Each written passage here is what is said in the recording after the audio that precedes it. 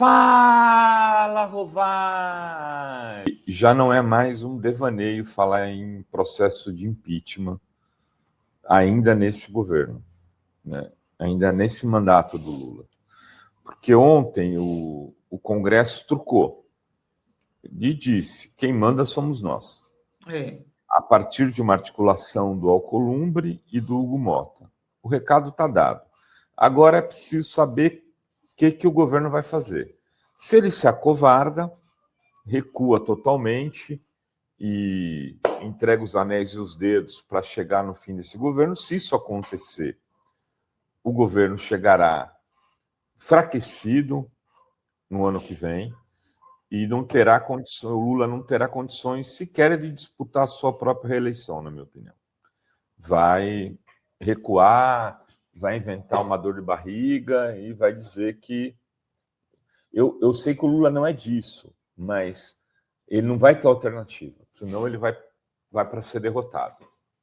Então, esse é um caminho que eu duvido que o Lula siga. O outro caminho é radicalizar e ir para o pau, denunciar o Congresso, comprar uma briga e esse tensionamento pode, inclusive, levar à abertura de um processo de impeachment.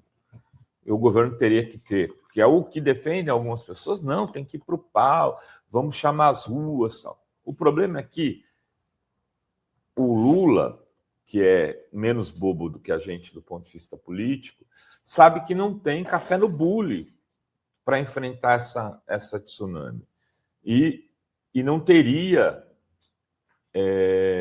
condições de gritar seis nesse truco. Então, a tendência é o Lula fazer o caminho do meio. A tendência é ele fazer o caminho do meio. Agora, como que deve ser esse caminho do meio, que é a questão? Porque o caminho do meio pode ser de diferentes formas. Pode ser entregando mais ministério, tentando chamar a base, tem várias possibilidades. A meu ver, o caminho do meio passa por conseguir construir, reconstruir as bases históricas do lulopetismo. O caminho do meio é dialogar melhor, ter capacidade política e organização informacional para conversar melhor com aqueles segmentos que elegeram o Lula. Não precisa de mais ninguém. Precisa daqueles 60 milhões que votaram no Lula de um lado, mas assim, de uma base de 15 milhões desses 60, 20 milhões, que são relativamente engajados. Esse precisa ser organizado. E aí, eu chamo a atenção para dois fatos dos últimos tempos, e que eu um deles eu já falei aqui. Eu não me convenço de que está certa a estratégia, por exemplo, do Wellington Dias, de deixar o velho da van e o rei do ovo batendo no Bolsa Família sem falar nada. Como não me convenço que se o Haddad tem um projeto de distribuição tributária, de justiça tributária, que ao invés de ele organizar blogs progressistas, sites, influencers progressistas e dar uma aula sobre isso, ele vai falar na Record. Você precisa convencer, né, usar o evangelho, né, não precisa usar a Bíblia para fazer oração junto com os pastores do Congresso, mas pode usar os ensinamentos de Jesus, que dizia: começai a pregar o evangelho pela sua própria casa. É sobre isso que a gente está falando, porque a base lulista não consegue hoje enfrentar debates.